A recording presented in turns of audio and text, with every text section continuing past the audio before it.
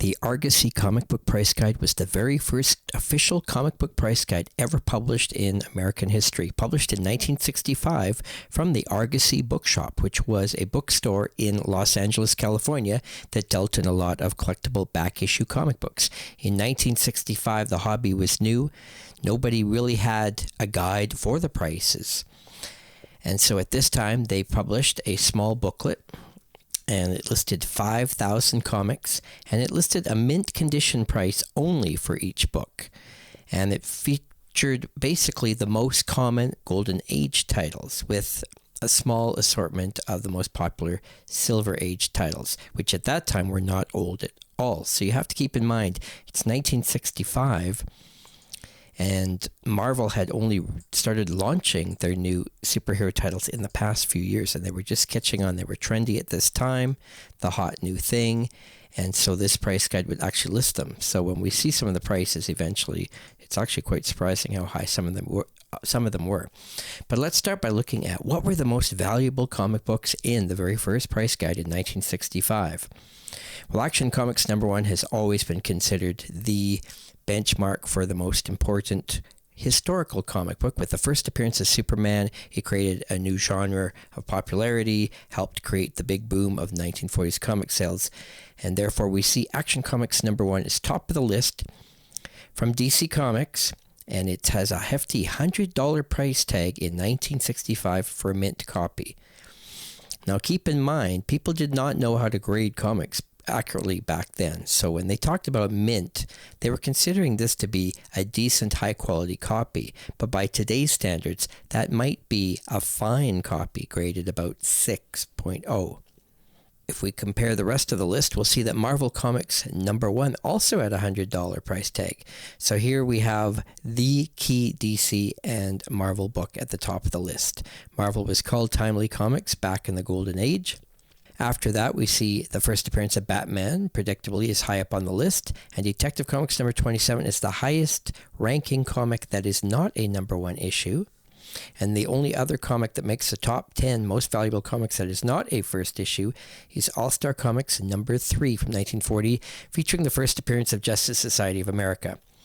So, predictably, DC dominates the top 10 with the majority of the titles, as they still do to this day, 50 years later in comic book collecting. There's only 15 comics on the list with a price tag of $50 or more. Again, keep in mind inflation. Comic books only cost 12 cents in 1965, and so a $50 price tag really made these books look valuable.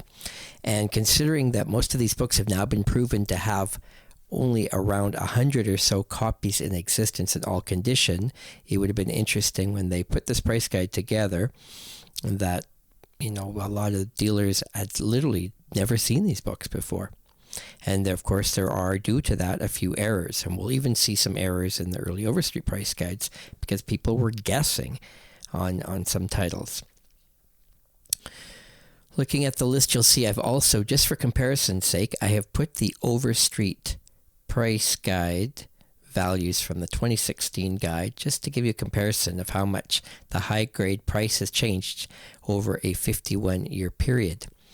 And of course, Action Comics #1 was the most valuable then, and it still is today, but now it's not worth $100, it's worth $2.8 million. And if you look at the profit over that time period, for the price of buying one copy of Action Comics in 1965, you could now buy 28,000 copies of the same book.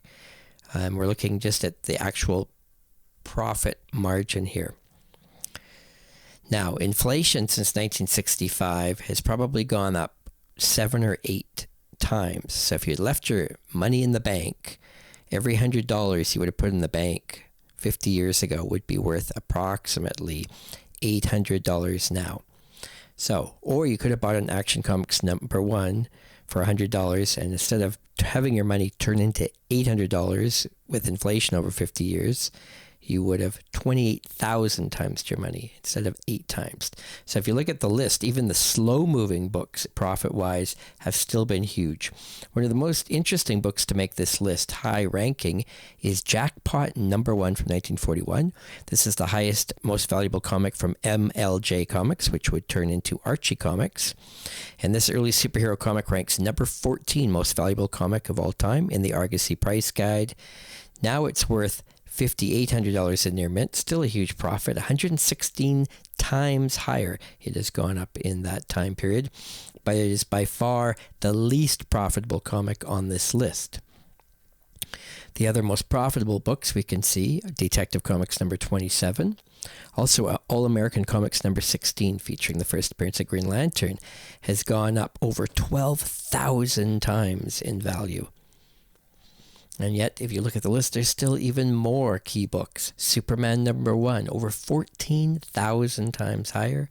Batman #1, over 7,000 times higher. Some of the surprises we find on this list, let's just go through the list and look a little bit closely. Timely Comics has 2 comics in the top 10. Once we pass DC and Timely, we find the most valuable comic book of all time from not those publishers is Captain Marvel Adventures #1 from Fawcett Comics 1941. This features a Captain Marvel story. He was very popular at this time, and this one is done by Jack Kirby.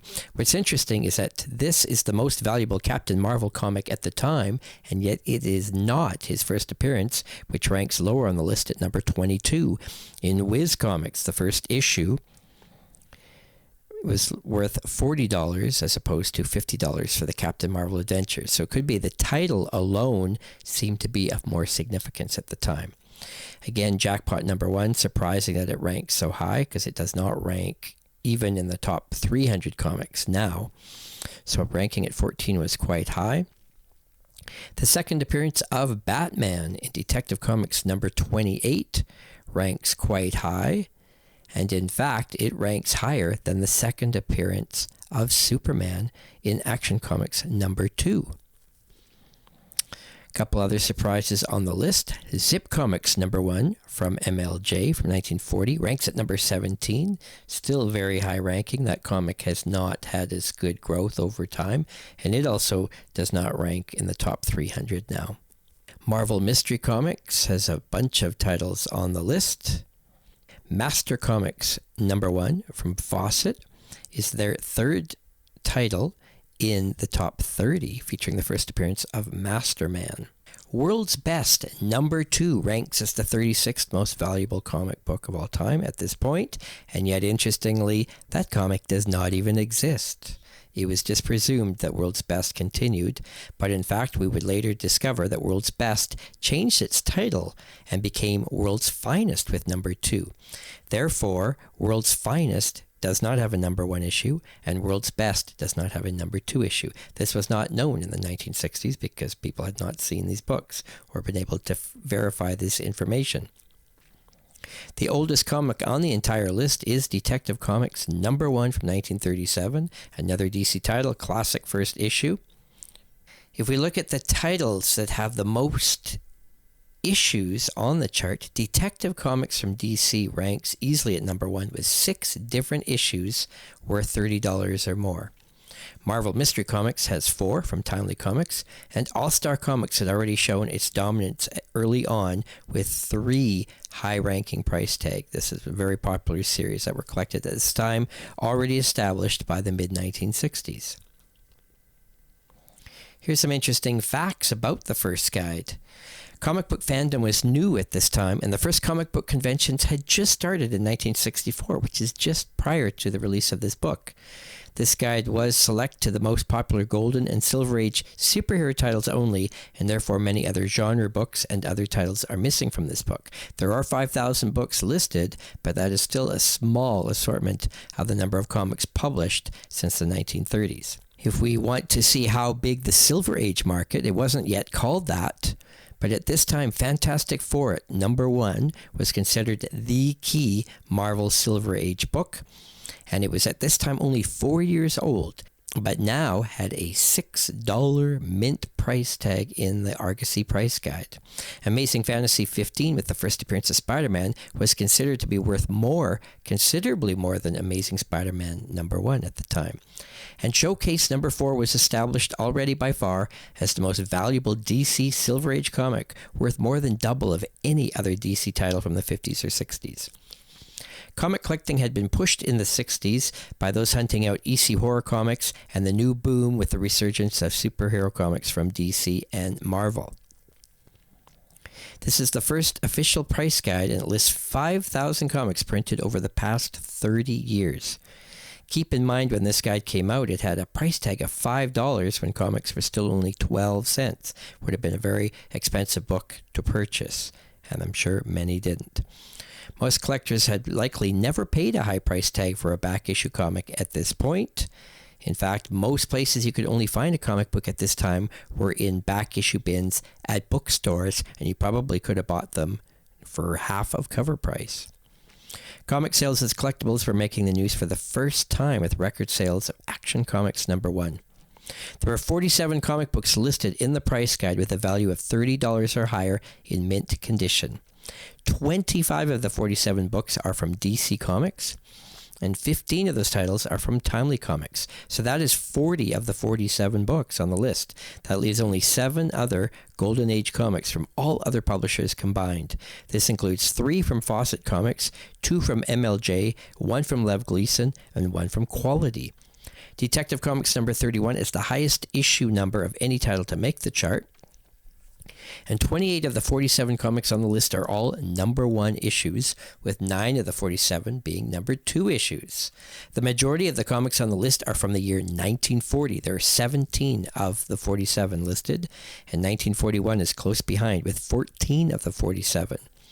1939 is in third place with 10 of the 47 most valuable comics of all time at that point. Detective Comics, as I mentioned, #1 is the only early issue, 1937, on the list, and All Select Comics from Timely Comics is the only comic dated 1942 or newer to have a value of $30 or higher. Now, let's specifically look at the most important Silver Age comics, and let's see how they were ranking in the very first Argosy price guide, and you'll see we can even compare it to the first Overstreet price guide 5 years later. These are the mint or near mint prices at the time. You'll see that we're using what's currently considered the most valuable Silver Age comics now. This wasn't the case necessarily back then, though some of them definitely had made their mark. Again, Showcase #4, with the first appearance of the Silver Age Flash, was worth $7.50 in the Argosy price guide in mint shape. That was the most valuable comic book of the Silver Age at that point. You'll see Fantastic Four #1 is close behind at $6, and Amazing Fantasy #15 was close behind that with $5. After that, the price drops quite a bit. Amazing Spider-Man #1 is worth $3.50. And then we have Flash 105 from 1959, the first issue of the relaunch, worth $3.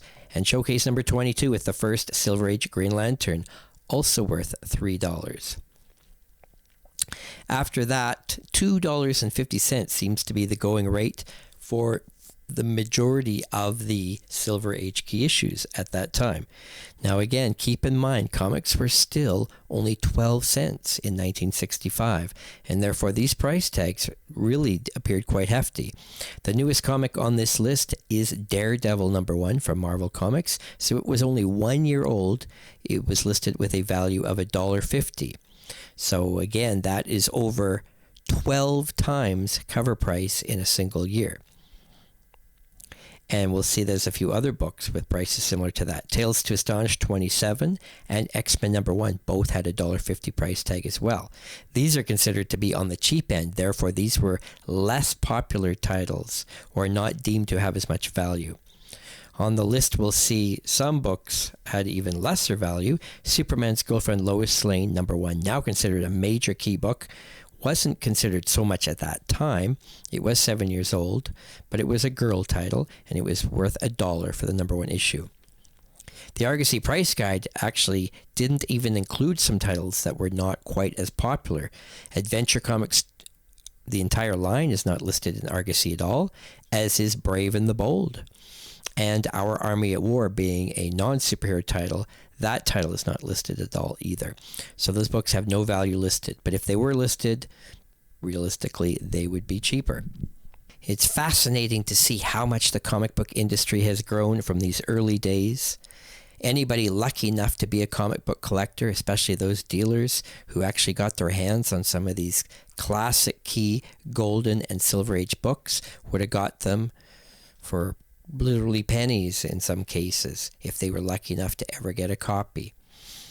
And prices were all over the board because, of course, the Argosy Price Guide was not really well known. It would not have been carried by really other bookstores or comic dealers at the time. So these prices would not have even really been well established until the Overstreet Price Guide became a common occurrence and the Bible of the comic book industry.